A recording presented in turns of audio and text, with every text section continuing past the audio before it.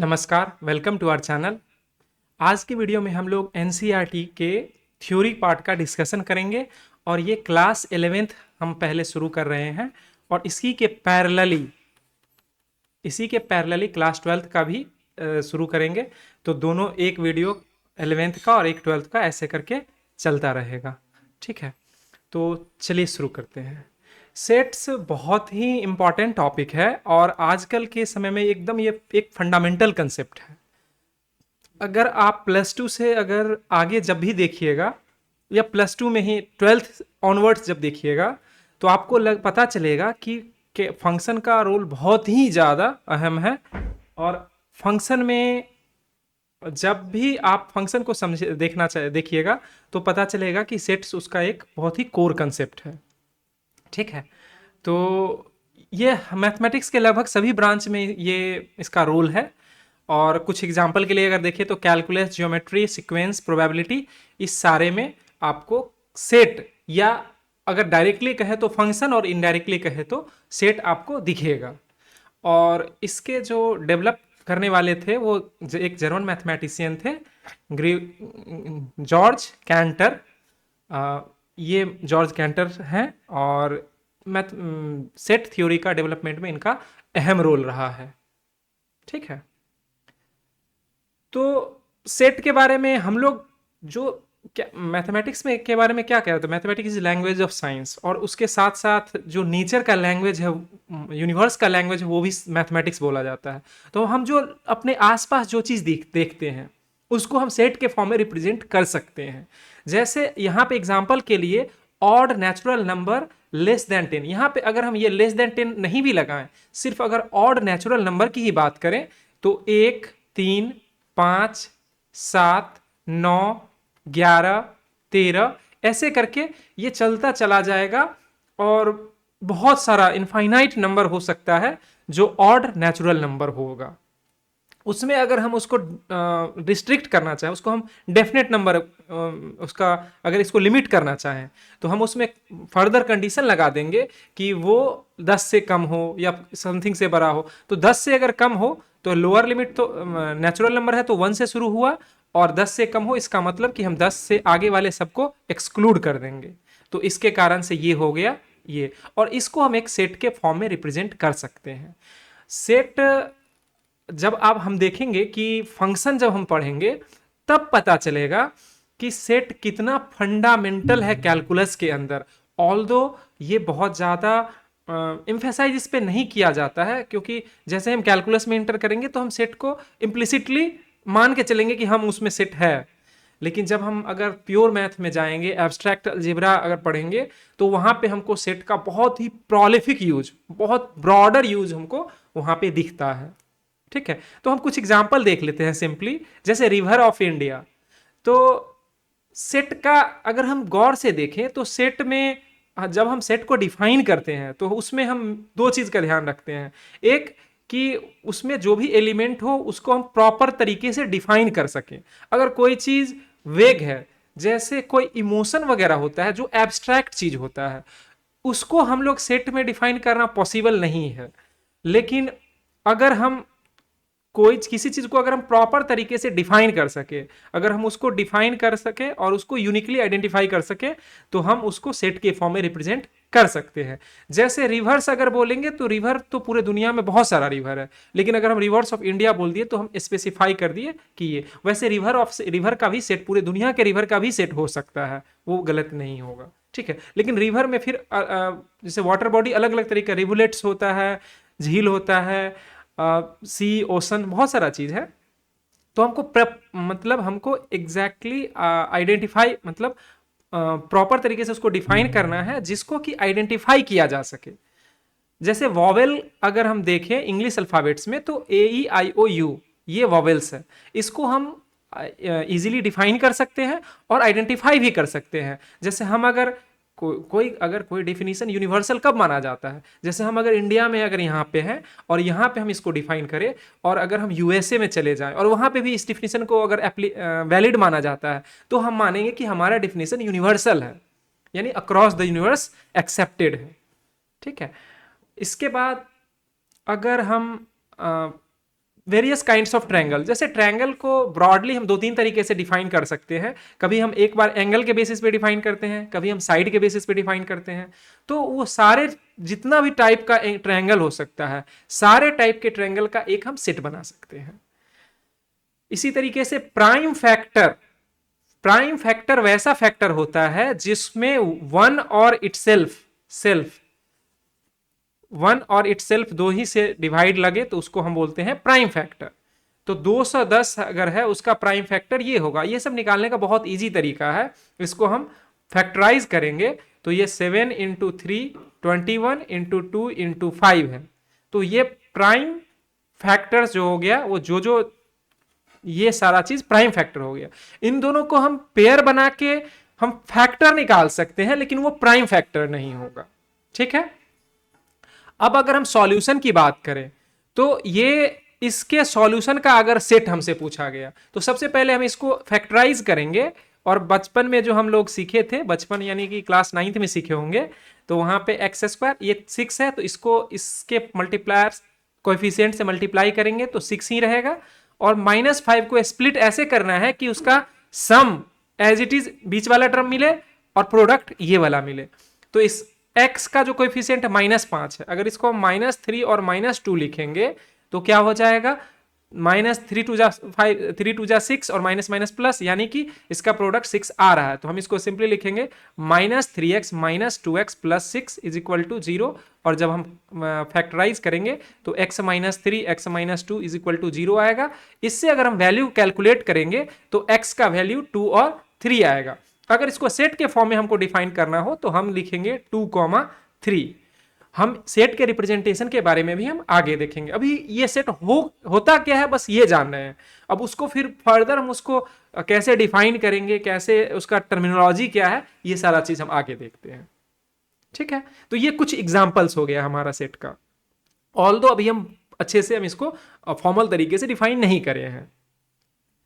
तो कुछ जैसे ये तरीका एकदम जो हम अभी अपना रहे हैं ये एकदम नेचुरल तरीका है। जैसे कि कोई बच्चा जो है वो जन्म लेता है तो उसको पहले जब पैदा होता है तो उसको ग्रामर नहीं सिखाया जाता है, या उसको टेंस ग्रामर ये सब कुछ पता नहीं होता है, फिर भी वो मदर टंग को अपनी माँ से अपने घर के लोगों से सीख लेता है और वो बोलना शुरू कर देता है। जब वो बोलने लगता है उसके बाद हम उसको ग्रामर सिखाते हैं, उसका टेंस, उसका केस, सारा चीज सिखाते हैं, और उसके बाद वो उस चीज को फिर फर्दर रिफाइन करता है।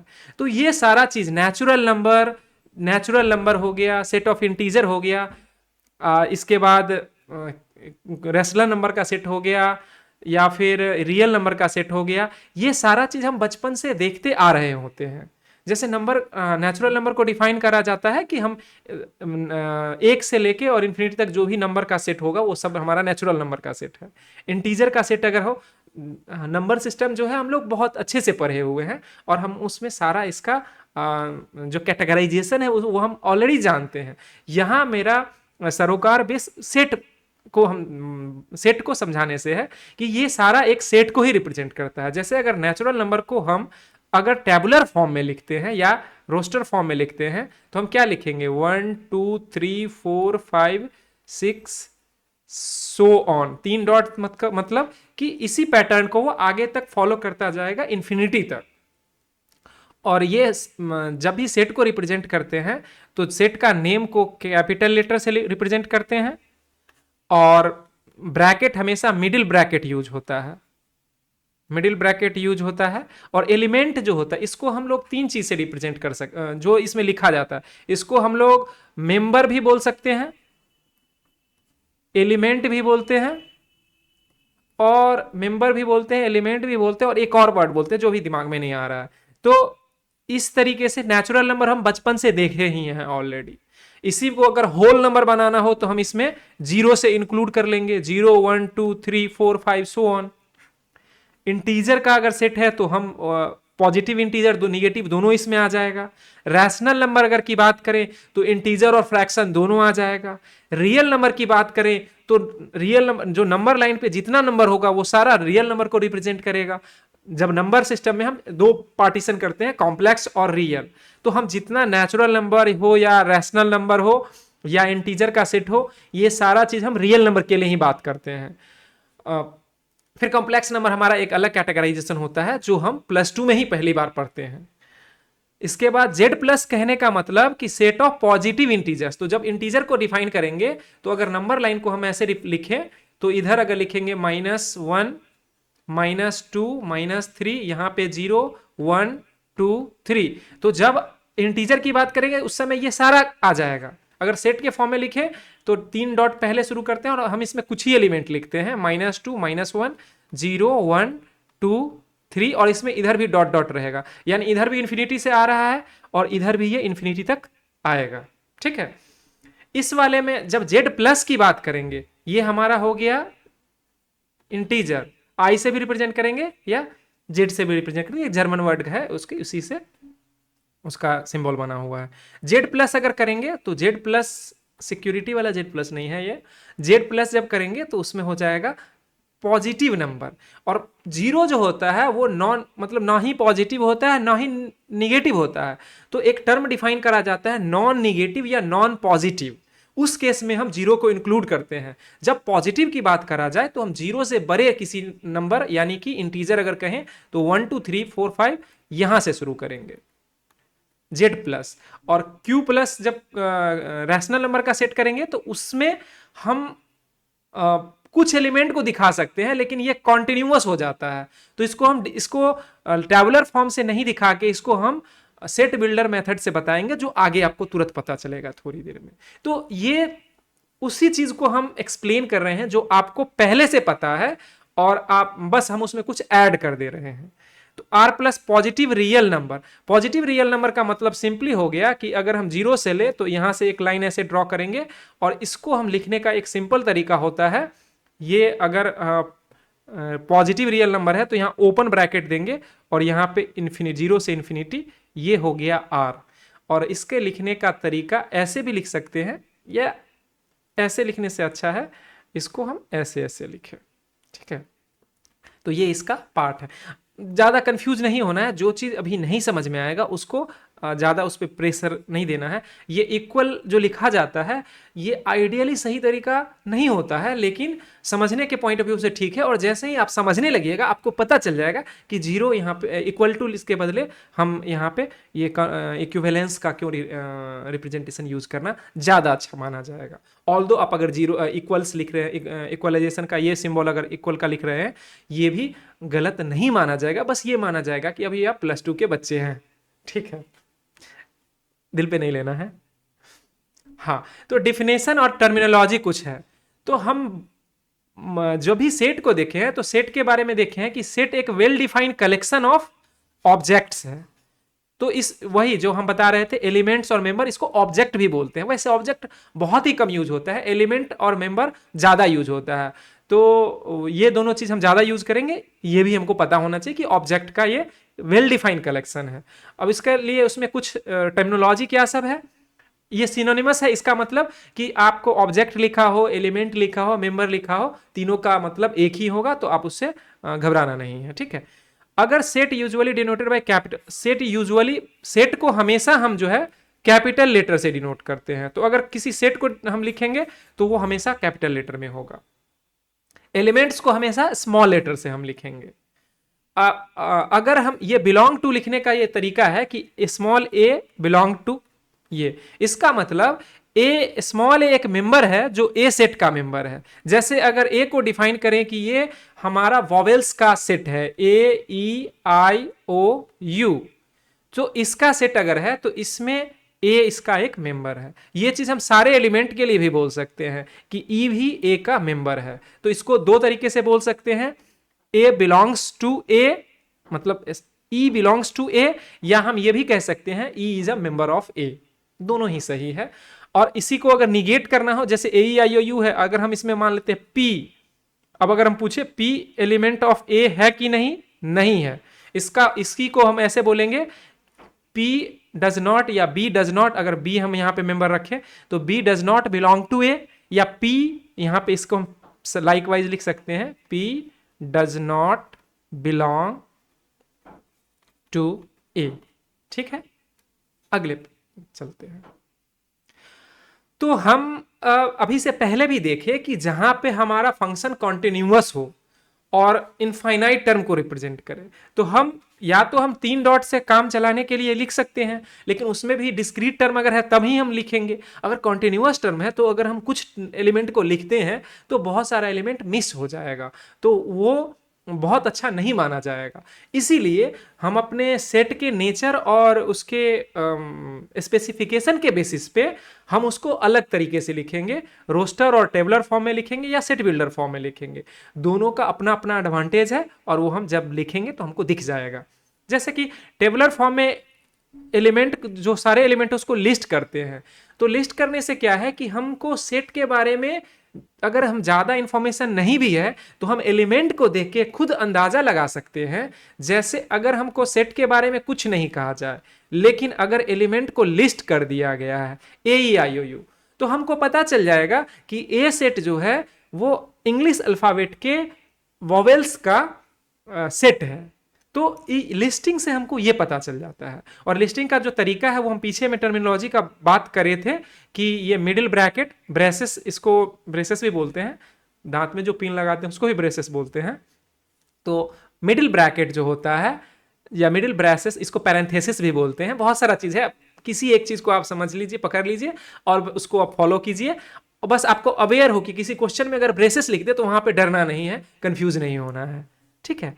तो ये मिडिल ब्रैकेट, ये इसको मिडिल ब्रैकेट से रिप्रेजेंट करेंगे और कॉमा से एलिमेंट को हम सेपरेट करेंगे। तो कॉमा से एलिमेंट सेपरेट होगा और इनक्लोजर को जो होगा वो मिडिल ब्रैकेट का होगा, और एलिमेंट को हम लिस्ट कर देंगे। तो ये हम करते हैं किस में, रोस्टर फॉर्म में करते हैं।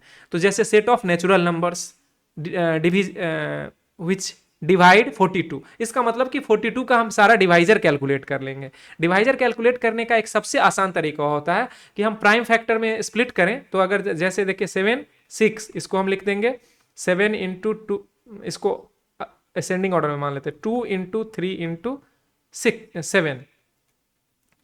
अब इसका हमको कितना डिवाइजर हो, इसका पावर 1 है, इसका पावर 1, इसका, तो इसका टोटल हमारे पास 8 डिवाइजर हो। कैसे, जो पावर होता है उसमें 1 ऐड करके सबको मल्टीप्लाई कर लेते हैं। अगर यहाँ पे 2 रहता तो 2 + 1 होता, तो ये हो जाएगा 8 हमारे पास। देखिए यहाँ पे 1 2 3 4 5 6 7 8, तो 8 हमारा डिवाइजर हो गया। इसको अब इसमें वही पावर 0 से लेके हम 2 तक वेरी करेंगे, हर एक का पावर 0 से 2 तक वेरी करेंगे और उसका प्रोडक्ट लेंगे, ये आ जाएगा। ये सब हम लोग बचपन के क्लास में पढ़ चुके हैं, और जिन लोगों को नहीं समझ में आता है वो एक बार उसको रिकैप कर ले या कमेंट सेक्शन में बताइएगा, हम उसको एक्सप्लेन फर्दर करेंगे, ठीक है। Set of all vowels in English alphabet, तो ये हमारा एक सेट हो गया। और सेट हो गया तो ये हम इसको टेबुलर फॉर्म में लिख रहे हैं, हम टेबुलेट कर दे रहे हैं। Set of odd natural number, तो हम ऑड नंबर को लिखे और 3 डॉट से इसको रिप्रेजेंट कर दिए। तो इनफाइनाइट नंबर ऑफ एलिमेंट को भी हम टेबुलर फॉर्म में लिख सकते हैं। ये 3 ही डॉट होता है, इसको 4 और 2 नहीं लिख करना है। तो 3 डॉट से हम इसको रिप्रेजेंट कर सकते हैं, कर सकते हैं। लेकिन इसमें जब हमारा अगर कोई कॉन्टिन्यूअस फंक्शन हो, कॉन्टिन्यूअस जैसे कि रैशनल फंक्शन हो, रियल नंबर हो, तो रियल नंबर में पूरा नंबर लाइन रहता है। अगर उसमें हम 1 2 3 4 लिखेंगे तो वो अपने आप में ठीक है, लेकिन वो पैटर्न को नहीं बता पाएगा। और अगर पैटर्न हम अगर जो दिख रहा है उसी को अगर पैटर्न मान लेंगे तो उसके इन बिटवीन वाला जो वैल्यूज है, जैसे 1 और 2 के बीच में इनफाइनाइट रियल नंबर हो सकता है, तो उस रियल नंबर उसको हम टेबुलर फॉर्म में नहीं दिखा पाते हैं। और इसी कारण से टैबुलर फॉर्म जब भी कंटिन्यूअस और एलिमेंट हो, इनफाइनाइट हो, एब्स्ट्रैक्ट टाइप का चीज हो, उसको हम प्रेफरेबली सेट बिल्डर मेथड से हम बनाएंगे, और वो हम देखते हैं उससे बहुत आसानी से हो जाएगा। ये भी कोई रॉकेट साइंस नहीं है। इसमें ध्यान रखना यही है कि ऑर्डर ऑफ एलिमेंट, हाँ ये चीज हम कमेंट करना मिस कर दिए थे कि अगर हम AEIOU, हम आप गौर कर रहे होंगे बार बार इसको लिख रहे हैं क्योंकि हम लोग इससे बहुत ज्यादा एक्वेंटेड हैं, परिचित हैं। और इसको हम तो AEIOU इस ऑर्डर में लिखें, या इसी को हम लिख सकते हैं UOIEA।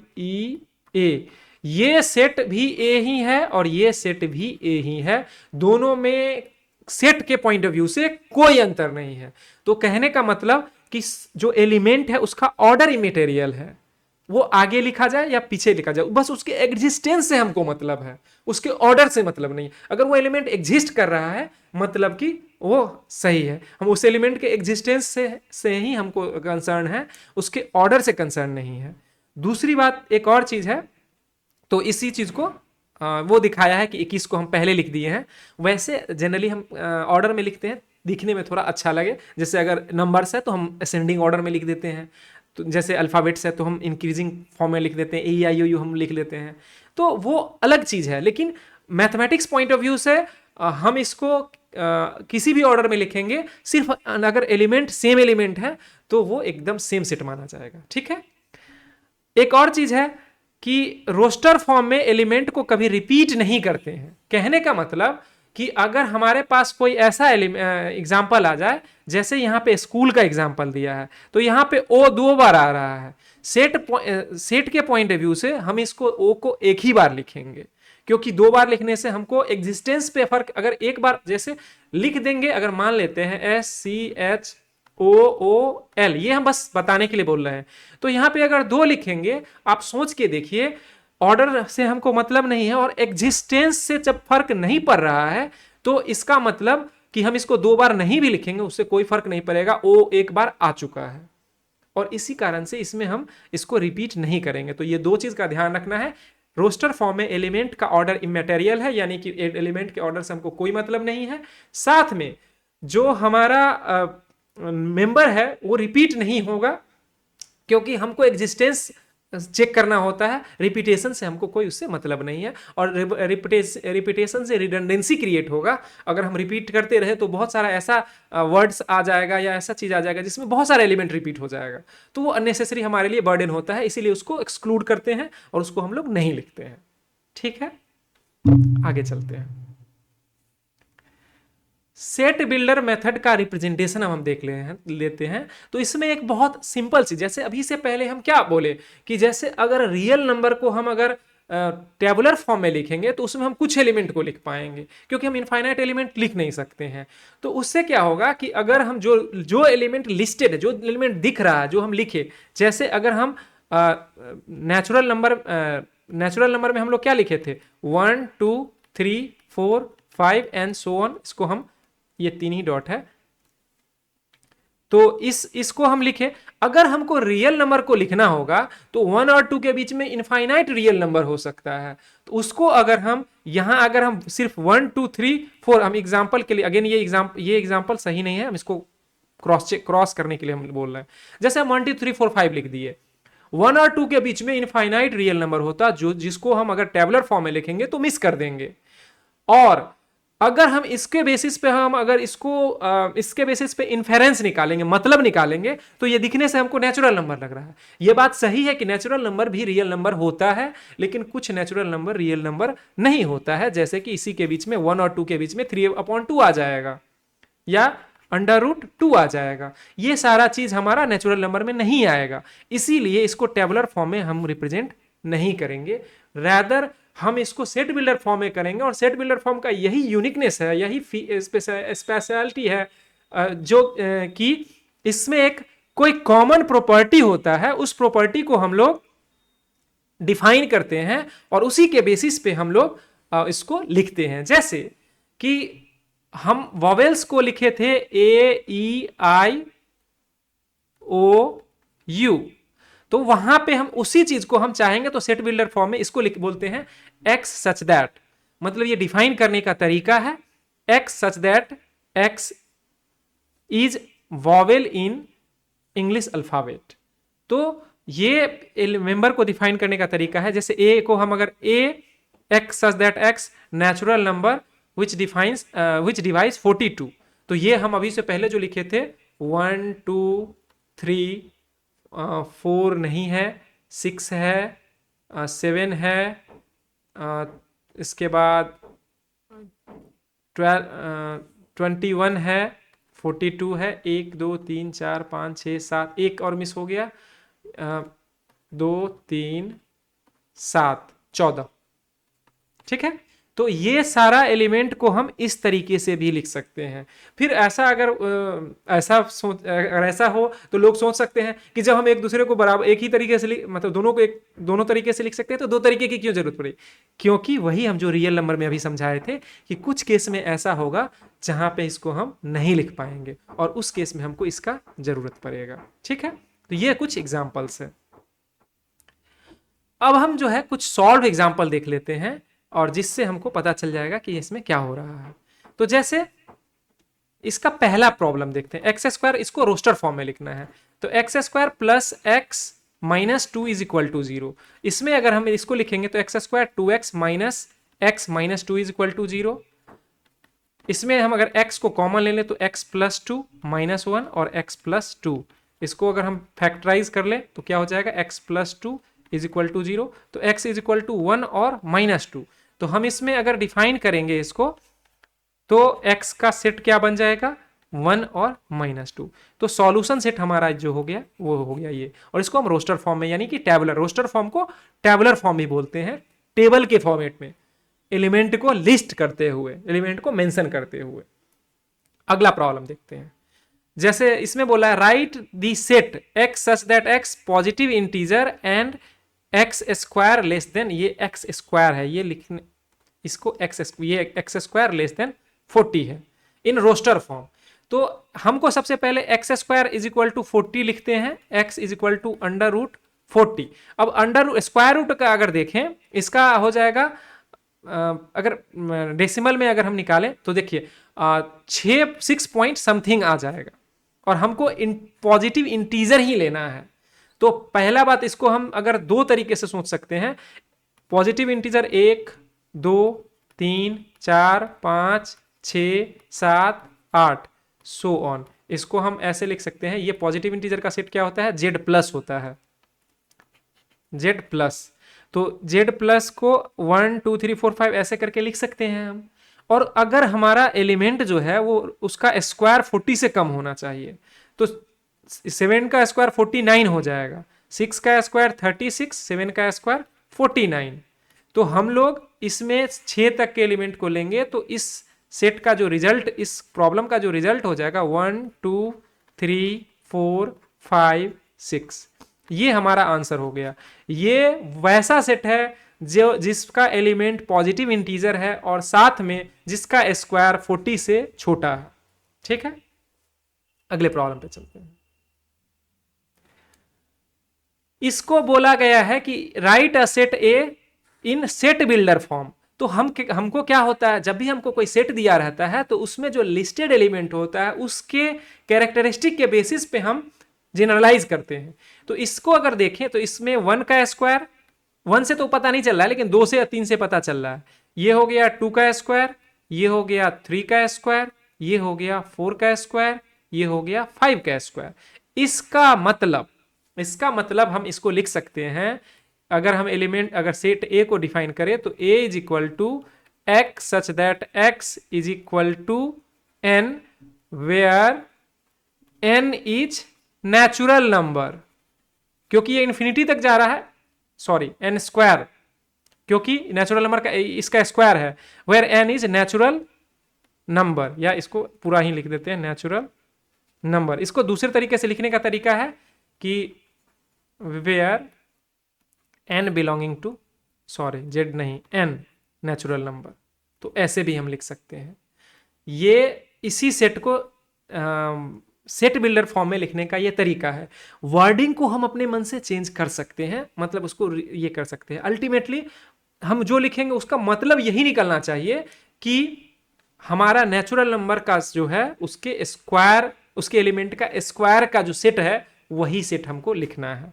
तो इस वर्डिंग को, इस एग्जैक्ट वर्डिंग में हमको नहीं जाना है। हाँ, ये टर्मिनोलॉजी है, इसको फॉलो करना है, एक्स सच दैट एक्स, और एक्स क्या है तो यहाँ पे इज इक्वल टू के जगह पे ये भी लिख सकते हैं, x such that x is square of elements of natural number, ऐसे करके भी लिख सकते हैं। तो ये थोड़ा थोड़ा वेरी करेगा, आपको कहीं कहीं पे आंसर देखने से नहीं घबराना है, आप इसके लॉजिक को समझना है और उस लॉजिक को समझ के प्रॉब्लम को सॉल्व करना है। ठीक है, अगले प्रॉब्लम पे चलते हैं। इसको देखा जाए तो इसमें हमको स्पेसिफाई करा हुआ है, सेट बिल्डर फॉर्मेट में लिखना है, और पहला टर्म एक है, फिर दो, फिर तीन, फिर चार। इसका मतलब इसको अगर हम लिखें, अगर ऐसे लिखें, n upon n plus one, x such that x is equal to, मान लेते हैं ये ए सेट है, x such that x is equal to n upon n plus one, where n is natural number and last n 6 तक है, n less then 7, या इसी को लिख सकते हैं n less than equal to 6, लेकिन ये लिखने से ज्यादा अच्छा है, n लेस देन 7 कर देंगे। तो ये हमारा इस सेट को इससे हम डिफाइन कर सकते हैं। n नेचुरल नंबर है, लेकिन कैसा नेचुरल नंबर, एंड लिखा हुआ, यानी ये साथ में ये कंडीशन भी सेटिस्फाई होना चाहिए, ये प्लस साथ में n लेस देन 7 होना चाहिए। तो नेचुरल नंबर को अगर हम, नेचुरल नंबर लेस देन 7 जो होगा वो हमारा क्या हो जाएगा, 1 2 3 4 5 6, ये हो गया। और हमारा जो एलिमेंट है वो क्या है, एलिमेंट या मेंबर क्या है, n upon n plus one है, तो ये हो गया 1 अपॉन 1 प्लस वन, 1 अपॉन 2, 2 हो जाएगा तो 2 अपॉन 3, 3 ऐसे 6 तक जाएगा, 6 में क्या हो जाएगा, 6 अपॉन 6 अपॉन 7। तो ये हमारा हो गया आंसर।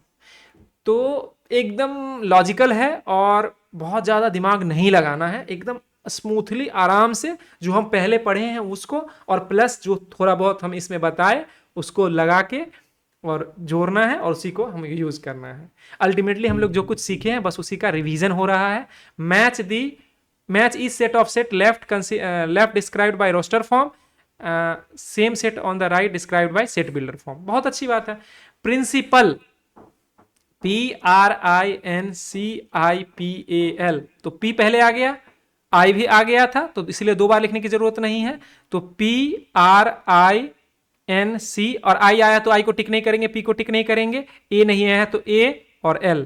तो कितना हो गया, 3 2 5 2 7, 1 2 3 4 5 6 7। इसका मतलब इसका ये मैच ये हो गया। ये क्या है, 0 है, इसको हम देख लेते हैं। ये क्या है, -3 और +3 है, तो ये x square -9, x square -9 is equal to 0, x square is equal to 9, x square is equal to +-3। तो ये सेट हो गया इसका। x such that x is integer and x + 1 is equal to 1, x + 1 is equal to 1, यानी x is equal to 0। तो ये हो गया इस सेट का सेट। और इस वाले में क्या है, x such that x is a positive integer and divisor of 18।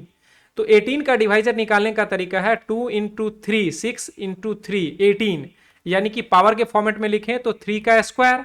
हमको टोटल डिवाइजर क्या हो जाएगा, 1 + 1, इसका पावर 1 है, इंटू 2 + 1, यानी 3 2 6, 6 डिवाइजर होगा। कौन कौन होगा, 1 होगा, 2 होगा, 3 होगा, 2 का पावर 2 नहीं है हमारे पास तो 4 नहीं हो सकता है, 5 नहीं होगा, 6, 3 2 6, 6 हो जाएगा, 7 नहीं होगा, 8 नहीं होगा, 3 2 बार है तो 9 हो जाएगा, 10 नहीं होगा, 11 नहीं होगा, 12 नहीं होगा, 13 तो ऐसे ही नहीं हो सकता है, 13 प्राइम नंबर है, 14 15 नहीं होगा, 16 नहीं होगा, 17 नहीं होगा, और 18। तो ये हमारा हो गया 1 2 3 6 9 18, 1 2 3 6 9 18, ये हो गया इसका आंसर। तो एकदम फेयरली सिंपल है और आराम से बन जाएगा। तो इस वीडियो में इतना ही। Thank you for watching this video. अगले वीडियो में हम लोग चैप्टर 1 के एक्सरसाइज 1.1 के प्रॉब्लम का डिस्कशन करेंगे। और इस वीडियो के बनाने का मेन पर्पस है कि आप लोग बिना किसी हेल्प के आप लोग यूट्यूब पे ही अपने सारे प्रॉब्लम का सॉल्यूशन और विथ एक्सप्लेनेशन और विथ लॉजिक देख लें और आप खुद से ही प्रॉब्लम को कर पाएं, ताकि जो लोग शहर में नहीं रह रहे हैं या जो लोग एक्सेसिबल नहीं है, जो लोग नहीं टीचर तक पहुंच सकते हैं, वो लोग भी इसका फ़ायदा उठा सकें। ठीक है, थैंक यू।